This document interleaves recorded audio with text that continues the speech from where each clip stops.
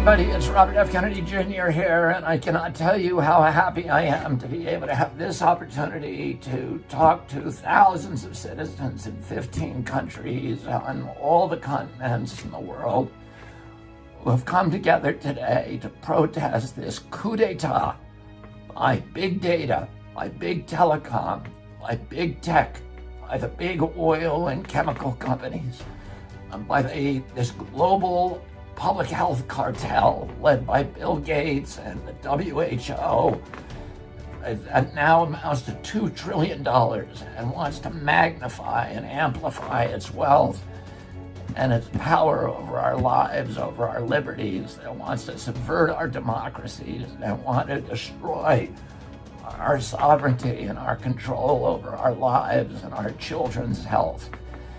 And I want to remind you, those of you who are not Americans, of something that every American child learns when we're growing up in this country about our history. During the Great Depression, Franklin Roosevelt, who was one of the greatest presidents in American history, said to the American people, the only thing that we have to fear is fear itself. And we grow up hearing that, but people don't really understand what it means. But it was a very, very profound warning by Roosevelt, because he saw what the Great Depression was doing in Eastern Europe, in Italy, in Germany, in Spain, where that crisis was turning people towards fascism. In the Eastern countries, where the same crisis was turning citizens and governments towards communism, and also causing the collapse of governments all over the world. And in our country, in the United States, it's hard for people to remember today that almost a third of the people in our country were completely disillusioned with capitalism and wanted to turn to communism, and another third wanted to turn to fascism. And Franklin Roosevelt wanted to preserve our country for democracy, for free market capitalism, for civil rights, and to preserve our Constitution. And he recognized that the weapon of authoritarian control was going to be fear. And when I spoke a few weeks ago in Berlin, I reminded the people of Germany of a very famous story that happened during the Nuremberg trials after World War II, when Hitler's closest lieutenant, the head of the Luftwaffe, Hermann Goering, was asked by one of the prosecutors, how did you get the German people? The German people are the most educated people in the world. They were some of the most tolerant people in the world. The Weimar Republic was one of the strongest democracies in the world. How did you take these people who were so well educated and so awakened and so tolerant and turn them into obedient slaves who committed some of the worst atrocities in human history? And Goering said, oh, that's a simple thing. And any of you can look up his quote, and I urge you to do so. And he said, and it works not just in a fascist government, but it works in a democracy, in a monarchy, in a communist government, in any government that you want. The job of the government is to put the people in fear. And if you can keep them in fear, you can get them to do anything that you want them to do, that they will turn into sheep. And there's a famous book by Naomi Klein that all of us should read called Disaster Capitalism. And that book shows, it's a historical chronology of all of the times during American history and the history of the world during the Great Depression, and during the financial collapse in 2008, during the financial collapse in Chile, for example, in 1973, during the time of the World Trade Center bombing, that authoritarian elements in a society and large corporations and wealthy plutocrats and oligarchs, wealthy families and individuals use crises to shift wealth upward, to obliterate the middle classes of those countries, and to clamp down totalitarian controls.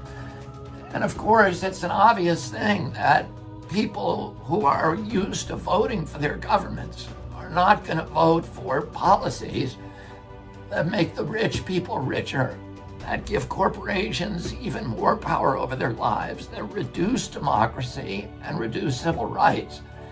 These are not good vessels for populism. In order to transform the government so that it will reward the rich with even more wealth, the people who want to do that in the large corporations, who want to orchestrate that kind of change, have to get rid of civil rights. And the first civil right that they begin with is freedom of speech. They need to clamp down censorship, because censorship is the most important right. In our country, we put it number one, the First Amendment of the Constitution, because all the other rights depend on it. If a government can hide what it's doing, it can get away with anything it wants. If a corporation can lie to you and conceal information, if there's no transparency in a democracy, you do not have a democracy. So if you want to get rid of all the other rights, like freedom of assembly, which you are exercising today, some of you are exercising at great threats. Some of you will suffer. Some of you will be jailed. Some of you will suffer injuries. But that is a basic right. The right to freedom of expression, the right to jury trial, the right to freedom of religion, the right to privacy, the right to have governments that don't spy on you and keep your information. All of those other rights can only be subverted if they begin by imposing censorship, by being able to silence people who want to speak. So the coup d'etat that we are all fighting today is a coup d'etat that starts with a conspiracy between the government agencies and the big technology companies, the Silicon Valley billionaires, people like Zuckerberg and Bill Gates, and the people who run Google and Facebook and Pinterest and all of these other Silicon Valley corporations who are now in this conspiracy to make sure that we cannot talk about our grievances.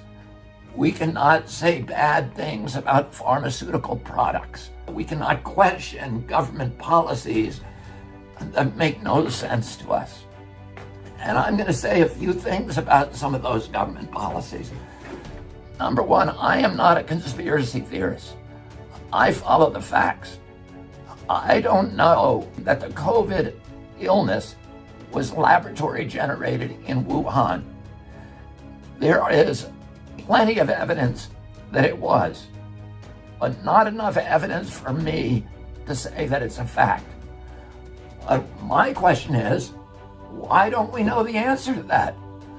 Why is Tony Fauci not being asked that question? Why is President Trump not launching an investigation? Or President Xi or the presidents of any of these countries saying, where did this come from? Because we need to know that. The global citizens, this is the worst calamity in history. And nobody seems curious about where this actually comes from. We know it didn't come from a bat in the wet market in Wuhan. And that story was a fable that it now has no basis, in fact.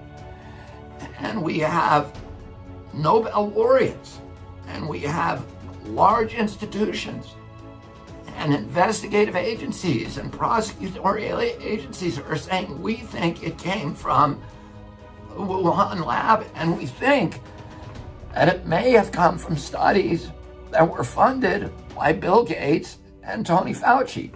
I don't know if this is true. Why are our government officials not asking that as the number one question? Why, instead of sending their police to suppress dissent, are they not sending the police to question people who may know the answer to that question? There are many other questions that I'd like to know the answer. Questions about masks. I'm very willing to accept if the masks work, and I want to wear them. If they're going to protect other people from transmissibility, then I want to wear them. But the studies that I've seen indicate that they do not work against viral transmission for the most part. There's some that say they may work under limited circumstances.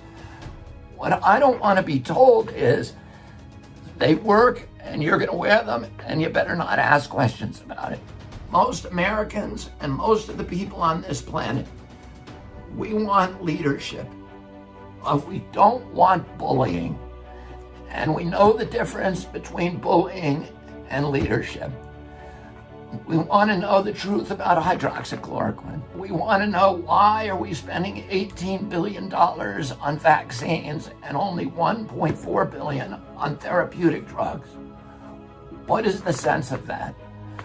There are many, many other questions that we in a democracy have a right to have answered without being called conspiracy theorists, without being vilified as being inconsiderate or being bad citizens. Everybody who's part of these demonstrations are people who are striving with their lives to become good citizens. Now, let me tell you what we need to do to win this battle. The only way we can win it is with democracy. We need to fight to get our democracy back, to reclaim our democracy from these villains who are stealing it from us. And you notice the people who are getting richest from this quarantine are the same people who are censoring criticism of the quarantine. Who is becoming the richest? Jeffrey Bezos. $83 billion he's made. And he owns Amazon, and he is censoring books that criticize the quarantine. Zuckerberg, who owns Facebook, who's made tens of billions of dollars by this quarantine. And he is censoring information that is critical of the quarantine. He censors my Instagram. He censors my Facebook. My Twitter page is also censored. And all of these people are the people who are making billions of dollars on the quarantine. And what I want to know is a simple question. Is the quarantine actually effective? You know, we've had plenty of pandemics in the past. In 1969, we had a Hong Kong flu pandemic that killed 100,000 people in the United States. It's the equivalent of 200,000 people today. That's the same number of people who are being killed by coronavirus. Did we go into lockdown? No. Did we wear masks? No. We went to Woodstock. We went to the Democratic Convention in Chicago and had huge crowds of people. Nobody was told to lock down and don't see your girlfriend and wear a mask and don't go out of your house and shut down your business and bankrupt every business in the country. Last year, there were 1.6 million people in the world who died from tuberculosis. We have 1.6 million people die every year from tuberculosis. We're not wearing masks. We're not on lockdown. What's the difference between tuberculosis and coronavirus? Tuberculosis has a vaccine, and the vaccine costs about $3. And that's why we're not on lockdown, because nobody is making $39 a vaccine or $300 a vaccine the way that Moderna and AstraZeneca and Johnson & Johnson are making from this catastrophe. And that is the only reason that I can think of. And I'm happy if somebody tells me there's another reason. But let's hear it. Don't just shut me up. Don't just tell me that I can't debate. Here's what we need to do. We need to do exactly what you're doing today. We need to come out on the street and we need to stick together. What the big tech villains and scoundrels and Mark Zuckerberg and Jeffrey Bezos and Bill Gates and Tony Fauci want you to do is they want us fighting with each other. They want blacks fighting against whites. They want Republicans fighting against Democrats. They want everybody polarized. They want everybody fragmented. Because they know that if we all get together, we're going to start asking questions. And those are questions that they can't answer. Why are you getting rich and why are we all getting poor? And what's the difference between tuberculosis and coronavirus? And why are we not wearing masks for the tuberculosis, but we are for the coronavirus? And where did it all come from? And all of those questions that we deserve an answer to, and we're not getting answers. We need to stick together. If you're a Republican or Democrat, stop talking about that. Stop identifying yourself. The enemy is big tech, big data, big oil, big pharma, the medical cartel, the government totalitarian elements that are trying to oppress us, that are trying to rob us of our liberties, of our democracy, of our freedom of thought, of our freedom of expression, of our freedom of assembly, and all of the freedoms that give dignity to humanity. And the last thing that all of us need to do is we need to stay educated and informed. And one of the things that I want to announce to you today is that Children's Health Defense, my organization, with the help of many of you who are in these crowds, is launching a journal, a daily journal, and we are going to weaponize information for you. We're going to tell you what the newest science is. We're going to take all the information that is censored everywhere else, and we're going to reprint it in our publication. And you can get that every day. So if you see something that is censored, we want to hear about it because we want to put it up. We are going to be the enemies of censorship. We are going to be the refuge. And we're going to allow debate. We're going to make sure it's civil debate. We're going to encourage people to be nonpartisan.